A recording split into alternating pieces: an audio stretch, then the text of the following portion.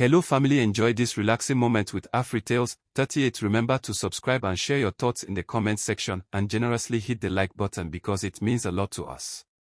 Please relax and enjoy as we dive in the story. Please also comment where you're watching from. Born in dust. The first cry of a baby echoed through the dry air of Rampur, a forgotten village where time moved slowly and poverty lived in every home. That baby was Mira, born not in a hospital, but on a tin mat in a mud hut, as thunder rumbled above and rain poured through the leaking roof. Her mother, Sita, was in pain for hours. There was no doctor. No nurse. Only an old village midwife with shaking hands and tired eyes. The lantern flickered as Mira entered the ward, crying as if she already knew life would be hard. "It's a girl," the midwife whispered. The room went quiet. In Rampur, a girl was not considered a blessing. But Sita looked at her baby and smiled through her tears. "She will be different," she said, pressing her forehead to Mira's tiny one. "She will not just live, she will rise." Mira grew up surrounded by poverty. Her father, Romo, was a strong but quiet man. He worked as a farm laborer, earning just enough for a sack of rice and a few onions each week. Sita worked at the village school as a cook, serving midday meals to children who barely knew what breakfast was. Their house was small, just one room made of mud and bamboo. They slept on the floor, using old clothes as pillows. The roof leaked in every season, and when it rained, Mira would hold a pot under the drops, praying the water wouldn't soak her school books. They had no electricity. Mira studied by the light of a kerosene lantern, her fingers black with ash and her eyes straining to read the words. Her parents couldn't read or write, but they believed in her. "Books are your road out of here," her father often said. "They are wings. We were born to crawl, but you will fly." In school, Mira was the brightest. Always top of her class. She loved science, especially learning how the body worked. She once asked her teacher, "Why do people in our village always die so young?" The teacher didn't answer. But Mira promised herself she would find out one day. But being smart was not enough. The village people whispered about her. "She's too proud," they said. "Why does she study like a boy? Who will marry a girl with so many books?" Girls in Rampur got married young. Some as early as 14. Their dreams ended in kitchens and in childbirth. But Mira had dreams that reached far beyond her village. She wanted to become a doctor. Not for money. Not for fame. But because she had watched her uncle die from a simple fever because there was no clinic nearby. Because her neighbor's baby died in her arms during the night. Because she wanted to change things. When Mira turned 10, life took a cruel turn. Her father was working in the field when a tractor ran over his leg. He screamed so loud the birds flew from the trees. But no ambulance came. No doctor rushed in. It took 5 men to carry him home. By the time they got there, his leg was swollen and bleeding. They used herbs and prayers, but it wasn't enough. Romo lay in bed for weeks, unable to walk. They had no savings. No help. And soon, no food. Sita took on extra jobs washing clothes for others, sweeping temple floors. Mira had to help. She fetched water, cleaned cow sheets, even followed her mother to the school kitchen, helping peel onions until her fingers bled. Still, every night, she studied. Even when hungry. Even when tired.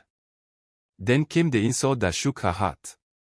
One afternoon, Sita was working at the headmaster's house when she heard his wife laughing.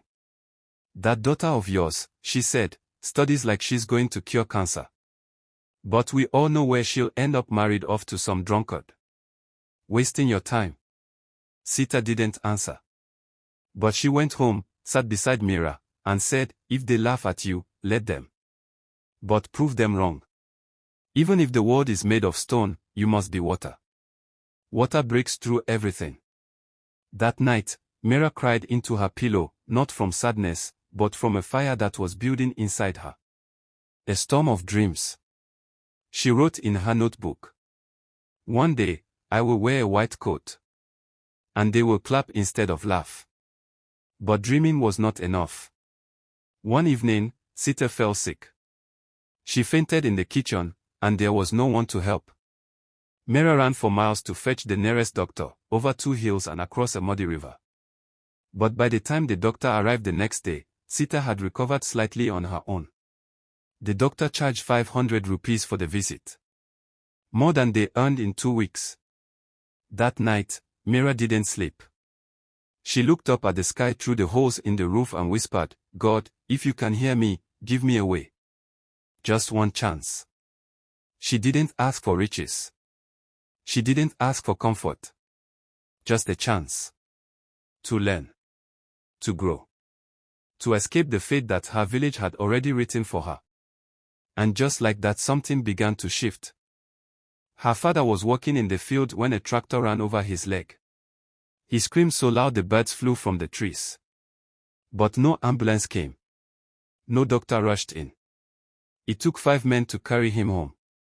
By the time they got there, his leg was swollen and bleeding. They used herbs and prayers, but it wasn't enough. Romu lay in bed for weeks, unable to walk. They had no savings. No help. And soon, no food. Sita took on extra jobs washing clothes for others, sweeping temple floors. Mira had to help. She fetched water, cleaned cow sheets, even followed her mother to the school kitchen, helping peel onions until her fingers bled. Still, every night, she studied. Even when hungry. Even when tired. Then came the insult that shook her heart. One afternoon, Sita was working at the headmaster's house when she heard his wife laughing. "That daughter of yours," she said, "studies like she's going to cure cancer. But we all know where she'll end up, married off to some drunkard. Wasting your time." Sita didn't answer. But she went home, sat beside Mira, and said, "If they laugh at you, let them. But prove them wrong. Even if the world is made of stone, you must be water. Water breaks through everything." That night, Mira cried into her pillow, not from sadness, but from a fire that was building inside her. A storm of dreams. She wrote in her notebook, "One day, I will wear a white coat. And they will clap instead of laugh." But dreaming was not enough. One evening, Sita fell sick. She fainted in the kitchen, and there was no one to help. Mira ran for miles to fetch the nearest doctor, over 2 hills and across a muddy river. But by the time the doctor arrived the next day, Sita had recovered slightly on her own. The doctor charged 500 rupees for the visit. More than they earned in 2 weeks. That night, Mira didn't sleep. She looked up at the sky through the holes in the roof and whispered, "God, if you can hear me, give me a way. Just one chance." She didn't ask for riches. She didn't ask for comfort. Just a chance. To learn. To grow. To escape the fate that her village had already written for her. And just like that, something began to shift. Now. She didn't. She studied harder than ever. She gave up everything once again, this time, with a fierce, quiet determination. She took the entrance exam again the following year. When the results came this time, Mira didn't go to the computer. She was too afraid. Her phone buzzed. It was a message from Miss Rekha. "Congratulations. Air 178. You did it, Dr. Mira. Air 178. She was not just selected, she was among the top 200 students in the country. Mira dropped her phone and collapsed to her knees. She cried, the tears she had held back for years. Not out of sadness, but out of relief, pride, and pure joy. She called her mother in Rampur. Sita was silent on the phone. Then she whispered, "Your father would have danced today." Mira got admission into AIMS, Delhi, the most prestigious medical college in India. The buildings were huge. The students were the brightest. The professors were world-class. And in the middle of it all stood a girl from Rampur, wearing a second-hand coat and carrying a burning desire to learn. She still struggled with money, with confidence, with long nights of study. But she never doubted again. Because now, she had proved that a girl from a mud house, who once studied by lantern light, could stand tall in the halls of medicine. And deep in her heart, she knew this was only the beginning. Dreams that bleed. The gates of AIMS Delhi stood tall and wide like the entrance to a palace. The buildings were big, clean, and modern. There were fountains, smart security guards, and students walking fast with confidence. Some had headphones in, others carried sleek laptops and coffee cups. Mira stood at the entrance, her feet trembling. She had made it. But she felt like an outsider. Her clothes were old. Her bag was worn out. She carried just 2 pens, 3 notebooks, and a second-hand stethoscope she bought from a market in Lucknow. This was her dream, but it didn't feel like a dream. It felt like a battlefield. From the very first class, Mira realized she had to work twice as hard as everyone else. The lectures were fast. The words were difficult. The textbooks were thick, filled with terms she had never heard before: physiology, biochemistry, pathology. Some students came from English medium schools, and they spoke fluently, answered quickly, and even made jokes the professors laughed at. Mira, on the other hand, took hours just to understand one chapter. She would go to the library every evening after class, sit in a corner by herself, and read slowly, underlining words, writing meanings, memorizing with tear-streaked eyes. Some nights, she stayed until the guards asked her to leave. She shared a small room in the hostel with 2 other girls. They were polite but distant. One night, they were laughing over a movie, while Mira sat on her bed, trying to understand the function of the kidney. "You're always studying," one girl said. "Relax a little. It's just first year." Mira smiled. But she didn't stop. She couldn't. She didn't have rich parents. She didn't have a backup plan. If she failed, she had nothing to fall back on. This painful, exhausting dream was all she had. Money became a problem again. Her scholarship covered tuition and basic hostel stay, but not much more. She couldn't afford new books or personal coaching. Sometimes she skipped meals so she could save money for photocopies. Her shoes had holes in them. Her coat was too big. She started working part-time in the evenings at a local pharmacy, organizing medicines and cleaning shelves.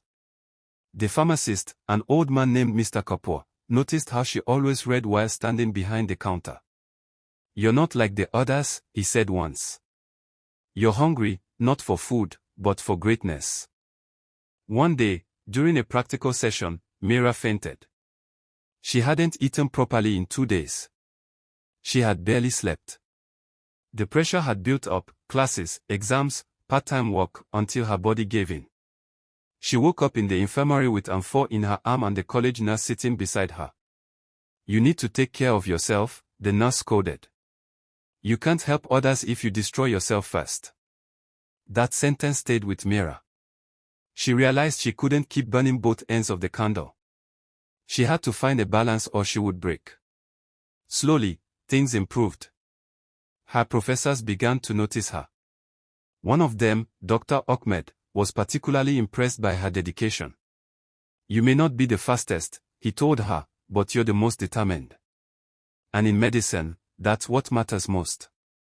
He began mentoring her, giving her extra books, explaining difficult concepts, and even inviting her to assist in small clinic duties. Those moments gave her strength. She was still exhausted. Still poor. Still lonely sometimes. But now, she had hope. By her 3rd year, Mira had grown confident. She was no longer the quiet girl hiding in the back. She raised her hand during class. She asked questions. She made friends, not many, but true ones. And then came the hardest rotation, the emergency ward. The first time she saw blood pouring from a patient's head, she froze. The screams, the chaos, the smell of fear, it overwhelmed her. But she remembered the people in Rampur. She remembered her uncle who died because no doctor was there. So she stepped forward. Wiped the blood. Held the patient's hand. And whispered, "You're safe now." During those months, Mira saw life in its rawest form. She saw a mother cry over her dead child. She saw a drunk man scream for help and thank her with folded hands. She saw a homeless boy with broken bones, who still managed to smile when she gave him a biscuit. And one night, she sat alone in the ward, staring at her blood-stained gloves, and whispered, "This is what I was born for." Then came her final exams. 5 years of pain, sweat, hunger, and late nights came down to one last test. She studied harder than ever before. When she finally passed with honors, she didn't jump or shout. She just went to the campus temple, sat quietly, and let the tears fall. Tears of relief. Tears for her mother. Tears for her father, who wasn't alive to see it. But somewhere inside, she knew. He was watching. Her graduation ceremony was small but meaningful. She wore a white coat with her name stitched on the pocket. Dr. Mira Romo. The audience clapped as she stepped forward to receive her certificate. But in her mind, she wasn't in Delhi. She was standing in Rampur, holding her mother's hand, looking at the same people who once said, "She's wasting her time," and proving them all wrong. As the ceremony ended, her phone buzzed. It was a message from Miss Rekha. "Come home. Rampur needs you." Mira looked up at the sky, closed her eyes, and whispered, "I'm coming." The woman who returned. The road back to Rampur was bumpy and dusty, just like it had always been. But this time, Mira was not a poor village girl with books wrapped in cloth.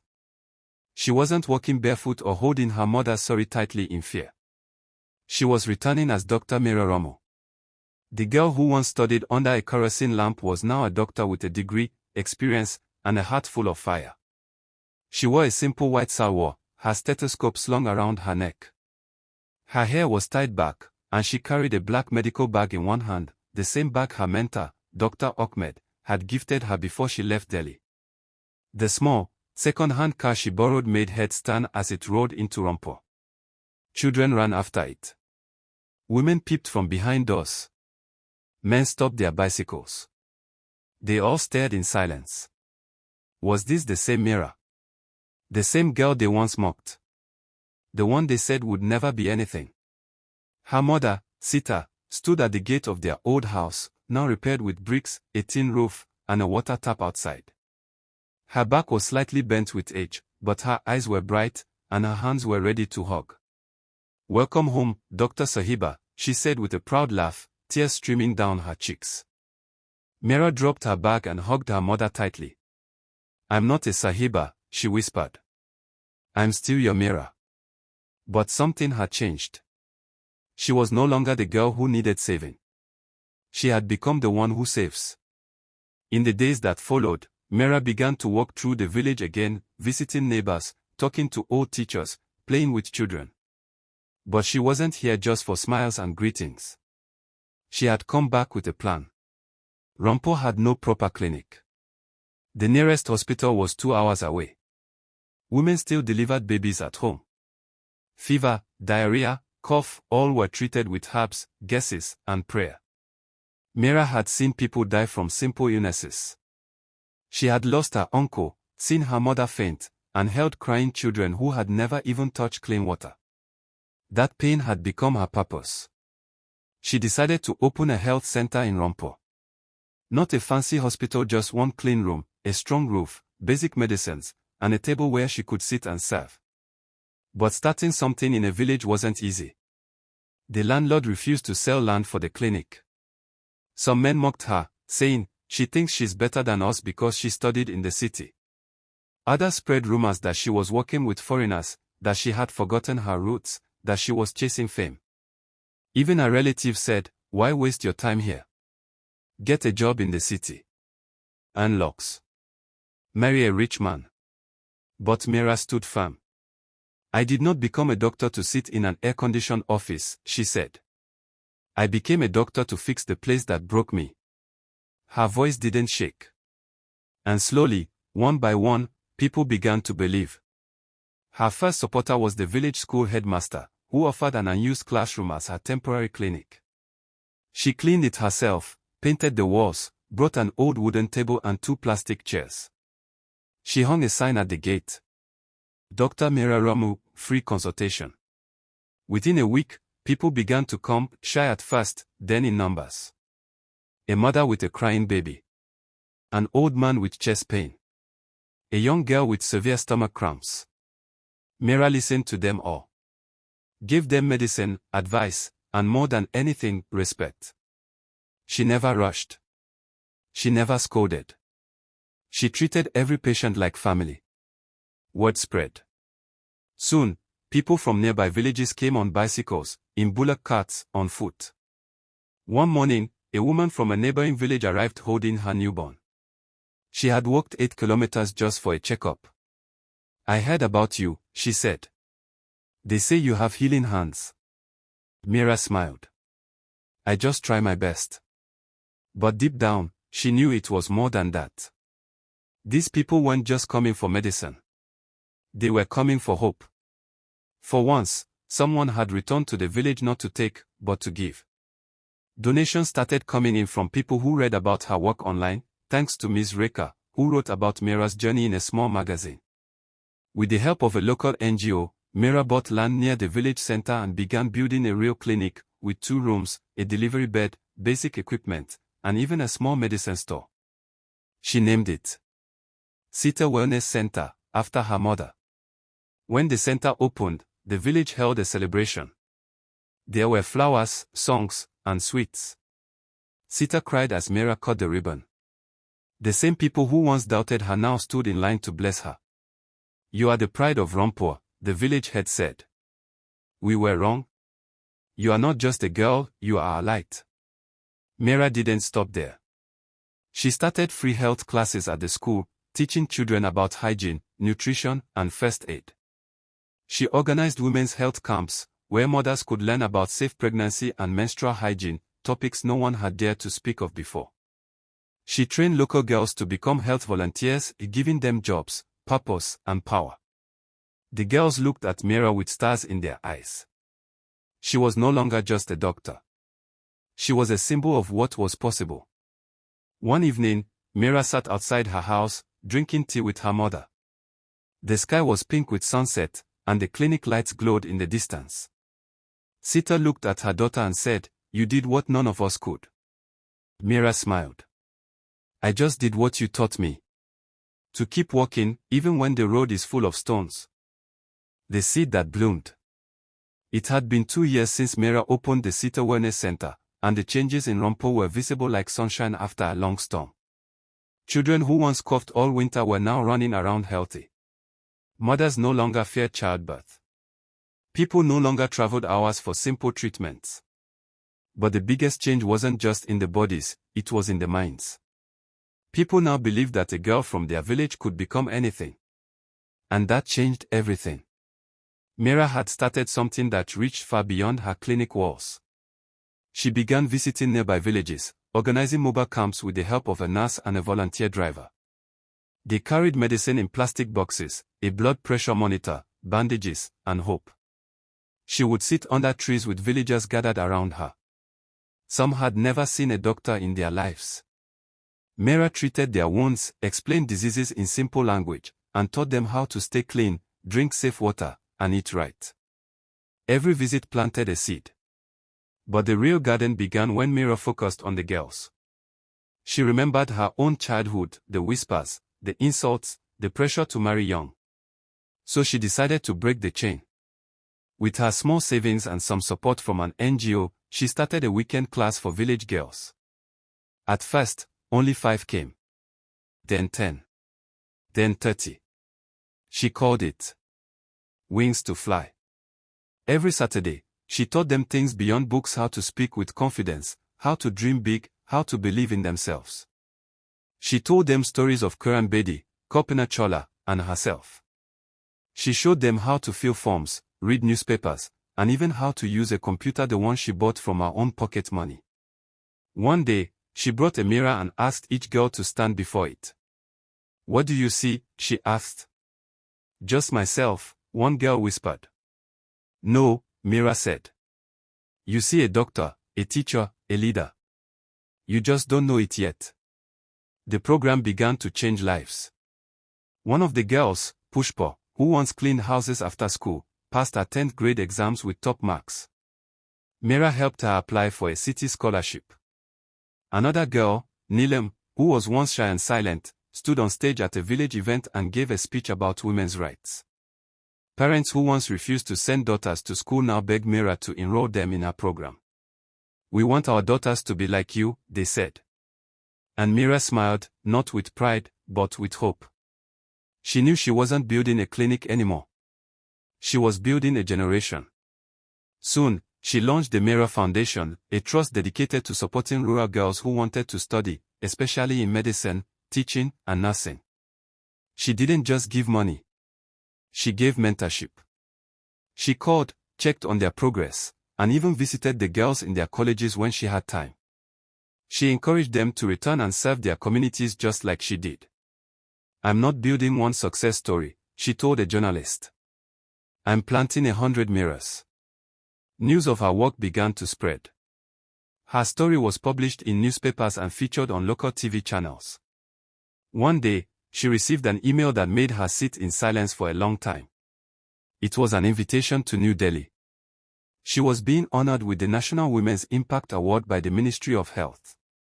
When she stepped onto that stage, wearing a simple white cotton sari, the audience stood to clap. The minister said, "This woman is proof that change doesn't always come from cities.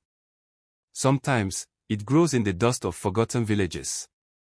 But when Mira took the microphone, she didn't talk about herself. She talked about Rampur. About the girls. About her mother. About the power of belief. After the award, she was invited to speak at universities, NGO panels, and even international conferences. Her speech at the United Nations Women's Summit went viral online. But Mira never changed. She still woke up at 5 a.m. Still visited her patients in the clinic. Still drank tea on a plastic stool outside her house with her mother. When asked why she didn't move to a big city and earn more, she simply said, "I'm not chasing money. I'm chasing impact. And that's priceless." One evening, a car stopped in front of her house. A man in a creased suit stepped out. It was Ravi, one of the richest landlords in the district, the same one whose son once mocked her as a child. He looked nervous. "My son is very sick. Someone told me only you can help." Mira didn't hesitate. She packed her bag and followed him. Hours later, after treating his son and stabilizing him, Ravi folded his hands and whispered, "I was wrong about you. You are not just a doctor. You are a miracle." Mira didn't respond with anger or pride. She simply said, "Next time, believe in the girls in your village. There could be 100 miracles waiting." That night, she sat under the stars with her mother. The sky was wide and clear. The village was quiet. And the wind carried the scent of jasmine from the bushes nearby. Sita looked at her daughter and said, "You were once a seed in cracked soil. Look how you've bloomed." Mira looked up at the stars and whispered, "I was never alone. God, you sent me rain every time I was about to wither. Glory in the fields." The sun was just beginning to rise over Rampur, painting the fields gold as the morning mist rolled away. The village looked the same: the dusty road, the cracked mud walls, the small temples, the cows tied under trees. But something had changed. Dr. Mira Ramu was coming home. Not as a child running barefoot to school, not as a girl carrying pots of water or peeling onions beside her mother. But as a doctor, a leader, a woman who had fought the odds and won. She stepped out of her second-hand white car, her stethoscope around her neck and a dusty bag over her shoulder. Her mother, now older but still strong, was waiting at the door of their newly repaired home. The roof no longer leaked. The walls were now brick. The house had lights. Sita smiled, her eyes full of tears. "You kept your promise," she said. Mira hugged her. "Because you kept believing." Within a few months of returning, Mira did what no one thought possible. She built a small health center right in the heart of Rampur, a place where mothers could deliver safely, children could get vaccinations, and fevers didn't mean death. She didn't stop there. She brought clean water to the village, working with NGOs to dig boreholes and set up water tanks. She opened sanitary pad workshops for village girls, teaching them hygiene and dignity. She started weekend school clinics, treating students for free. And most of all, she spoke to the girls. I was once you, she told them during school visits. I was once laughed at, told I was wasting my time. But now, I save lives. And so can you? The girls listened with shining eyes. They asked questions. They wanted books. They wanted a future. For the first time, Rompo's girls were dreaming beyond the village. Not everyone welcomed her at first. Some villagers still whispered behind her back. Some men felt insulted that a woman, a once poor girl, now had more power and respect than them. But Mira didn't argue. She let her work speak. When the landlord's son fell sick with dengue, she saved him. When the chief's wife suffered a miscarriage scare, Mira was there. When a cholera outbreak hit the neighboring village, Mira led the emergency team herself. Soon, even the loudest critics became silent admirers. Her story spread beyond Rompo. A local journalist covered her journey, from mud hut to medical marvel. The article went viral. Donations poured in. Her health center became a full community hospital within 3 years. She was invited to speak at Delhi University, where students gave her a standing ovation. She spoke at international conferences about rural healthcare and education for girls. Her words were simple, heartfelt, and powerful. We keep talking about change, she said once on stage, but change doesn't come by waiting. It comes by planting seeds in the dust and watering them with belief, effort, and sacrifice. She was honored by the President of India with the Hero of the People award. Her face appeared in magazines. She was named one of the top 100 women leaders in India. But none of that changed her. Mira still woke up at 5 a.m. Still walked the dusty roads with a bag of medicine. Still sat with mothers and children, listening, treating, helping. One evening, as she sat outside her home watching the sunset, her mother brought her a cup of tea. "Do you remember," Sita said, "when I used to say you'd rise?" Mira smiled. "I do. And I remember when people laughed at us." Sita laughed softly. "Now they send their daughters to your school. Life is funny, no?" Mira looked out at the field where her father once worked. He had died 2 years before she finished medical school, but she often imagined him walking beside her, his rough hands guiding her through every patient's heartbeat. "I hope he's proud," Mira said. "He is," her mother whispered. "More than words can say." A few weeks later, Mira started the Mira Foundation, a scholarship program for rural girls who wanted to study medicine, nursing, or teaching. In the first year alone, 26 girls from Rompo and nearby villages enrolled in city colleges. Each time a girl was admitted to university, Mira personally delivered a letter and a small gift. She would say, "This is not the end. This is your beginning. Make it count." The girls cried. Their parents cried. And slowly, the story of a poor village girl who never gave up became a torch of hope across the region. Years later, Mira stood at the gate of Rompo's first fully equipped women and child hospital, named after her parents, the Romo and Sita Health Center. The ribbon was ready to be cut. Villagers gathered, reporters clicked cameras, and children held flowers. A reporter asked, "Dr. Mira, do you feel like a hero today?" Mira smiled, looking at the girls in the crowd, some in school uniforms, some holding notebooks and dreams. "No," she said. "I feel like a seed. And I'm watching a forest grow." The crowd clapped. And somewhere, beyond the sky, her father smiled. Thanks for watching, and please never forget to subscribe and share.